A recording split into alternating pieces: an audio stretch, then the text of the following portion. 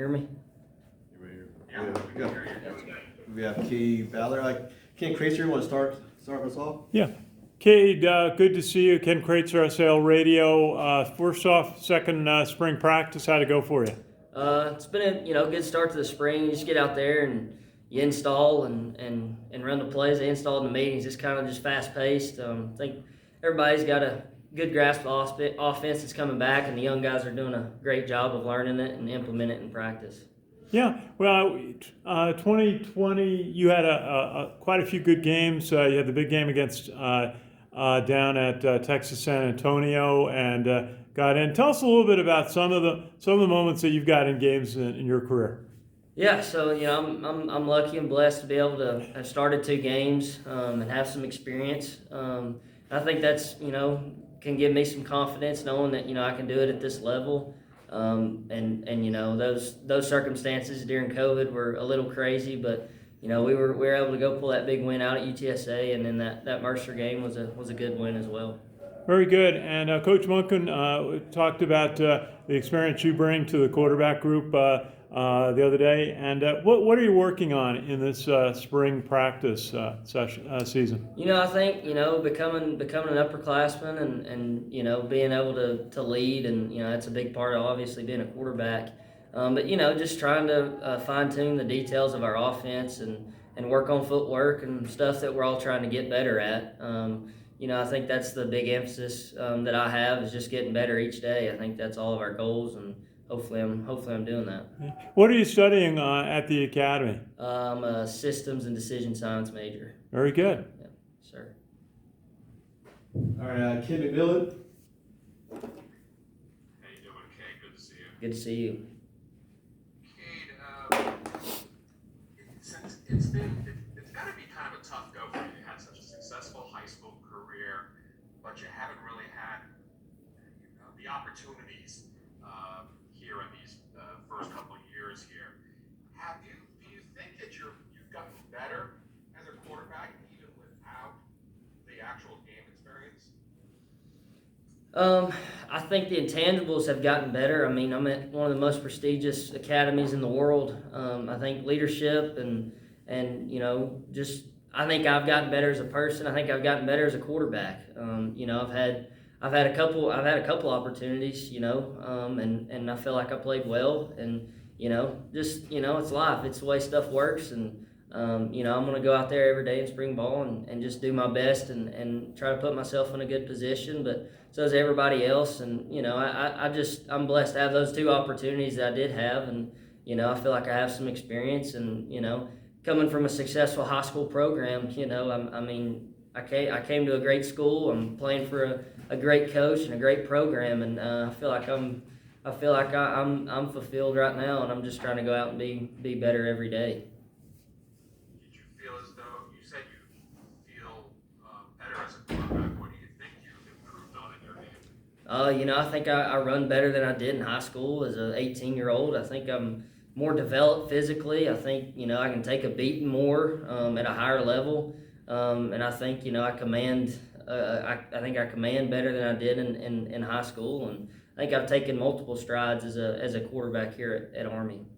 A couple of seniors at your position have moved on, and Coach Munkin told us the other day that Tyre, may not be getting as many reps here this spring. So, how do you view this opportunity this spring? It's a big opportunity to be out there in front of coaches and try to do the best that I can do. And show that I can do it at this level and do it here. TT's had an amazing career already, and they know what he can do. He's tough, he's physical, he runs it hard, he can run the offense. I just want to go out there and show myself that I can do it, and along with that show coaches and players in the huddle that I can do it, and I think that's what I want to do. Sure. There's one more from me. Can you just talk about these 2 days of practice? What have you been working on specifically, and just how exciting is it to be back out here? It's very exciting to be back out here. I think we've all been chomping at the bit since that big win at Missouri. We had a little time off there, and then we get straight back to work. I've been working on footwork. I've been working on being better at play action stuff. I think that's a big emphasis for me, is just the footwork under center and stuff, being able to be effective in the pass game. I think I can throw it pretty well, but it starts at your base and have to get better at some fundamentals there. But I think the first 2 days, those have been my big emphasis.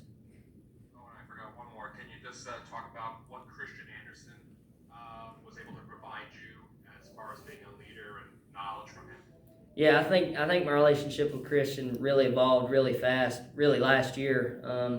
He prepared very well. He knew the offense in and out, and just being able to see how smart kind of he had to be and understand why we run different plays and stuff. I think that was huge for me. I think me and Christian kind of last year got a lot closer and stuff. He was a great mentor for me, and we had a good time last year. He was a great quarterback here, had a great senior year, and I think CA helped me tremendously developing last year. Thanks, Gabe. Thank you. Sal. Hey, Kate, how are you? I'm good. How are you? Good.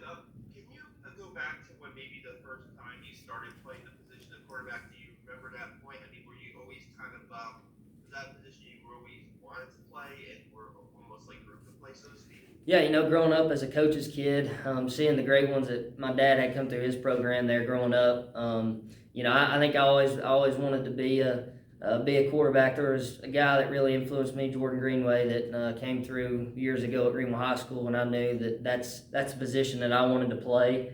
Ever since watching him play and just kind of developing, I knew the offense probably at 11 years old, and being able to just kind of step in there in high school and be able to run it was awesome. But yeah, it was kind of, I don't know, I was 8 or 9 years old when I started playing tackle ball, and I was, playing flag ball, probably 6, 7, 8 years old. But those were, that's, I was influenced definitely by my dad and the players that he had come through the program. Does anything feel different this spring for you? You get another year under your belt, and like you guys alluded to, some great leaders have exited the program, Jabari Laws and Christian Anderson, and they taught me a lot, like I said, and you kind of work your way up the ladder, by default, I guess, of time, and just being out there and you're with guys that you've been here with and gone through some hard stuff with here for a couple years, and it's more comfortable, I would say, being in the huddle with those guys and being able to try to command. But it feels different in that sense, but it's still practice every day. It's been like that for since I've been here, and I think that's I just feel a little more comfortable, I think, and that's just due to time. Joe. Hey, Joe, I comment with BlackKnights.com.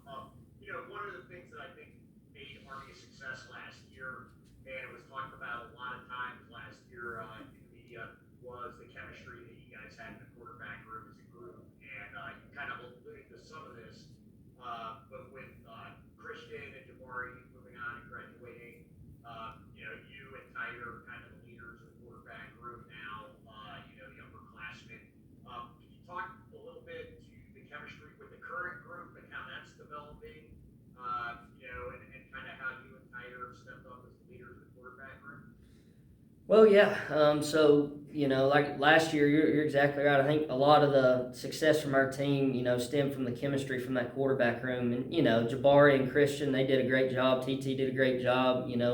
They fostered a culture in there that was, we were all in it together, and whose ever turn it was. And, a guy in this system can go down at any time, and the next guy's got to be able to step up and be able to fill the role. And I think that's how we approached every day. And, this year, Jamel, me, TT, I guess being the older guys in the room, with these young guys coming in, it's kind of the first time I guess we felt that there's kind of a younger crop coming in and could be able to develop.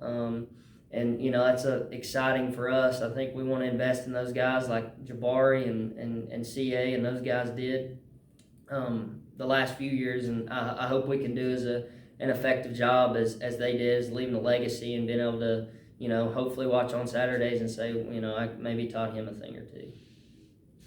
And kind of piggybacking off of what you just said there, as you guys develop some of these younger quarterbacks, we've heard a lot of stuff kind of about Bryson Bailey, some of the other folks.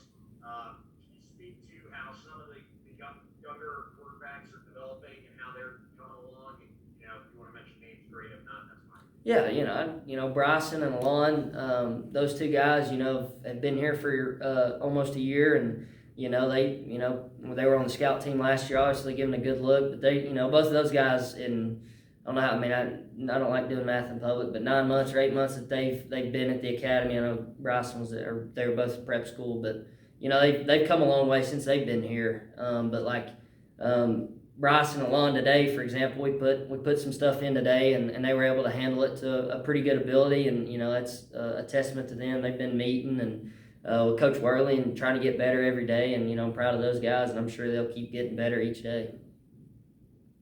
Thanks, Kate. Thank you.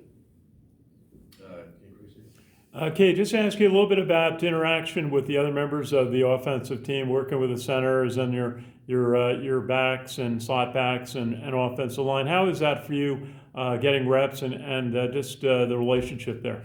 Yeah, like I said, being there a year, having another year under my belt and being with those guys have been great. And there's been chemistry there for a while. We take reps, even if you're not the starter, you get a lot of reps in practice. For example, last year, build some cohesion and chemistry there. But Maurice Ballon's doing a great job at slot, for example. Now Cole Catterbone's there. There's some guys there that are stepping in and maybe working there for the spring or there for the long haul. But they're doing a great job, and I think we've had a lot of drill work with them the last 2 days, and I think everybody in that slot back room, those B backs and up front at center, everybody's doing what they're supposed to do and working to get better if they're maybe not 100% on something.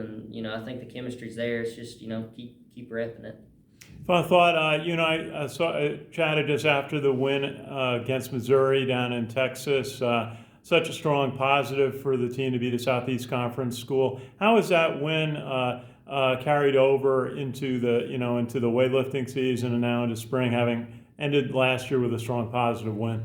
I think it's definitely Cole Talley's definitely maybe a little more vocal after that. No, it's been great for our team.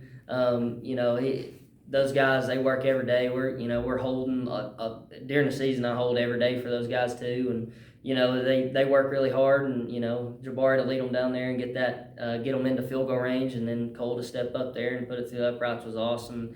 Yeah, it left us on a great note last year. That was a fun experience. The city of Fort Worth was awesome. That bowl game was great. Just being down there was awesome. And I think as a team experience as a whole, and then to win the game, I think that's one of the highest of highs you can feel. Obviously, there's other big games in the season, but that was a great way to end it for sure. Thanks, Kate. Good to see you. Thank you. Ken McMillan, last question. Okay, two things here. Coach Monken, whenever we ask him about the position throughout last year and into this year, your name comes up prominently with him. He seems to have a real affinity for you. What's it like having a coach who has your back and has such faith in you? Yeah, Coach Monken, I think, grew up very similar to the way I did as a coach's son, and just growing up with the game. And I think there's I don't know, the relationship there for sure built off that. And I love Coach Monken. That's a huge part of why I came here to play for him. And obviously the academy's an unbelievable opportunity, one of the best you can have as an 18-year-old. But I think just being able to come here and play for him has been awesome. Like you said, to have that sport's awesome, but you're gonna have to go out there and earn it every single day, and show the powers that be that they can make a decision. But it's Coach Monken's a great coach and a great leader, and I'm honored to play for him. To follow on Kenny's question, you were talking about reps in practice. Do the guys further down the depth chart get many reps, but just not the ones with the starting group?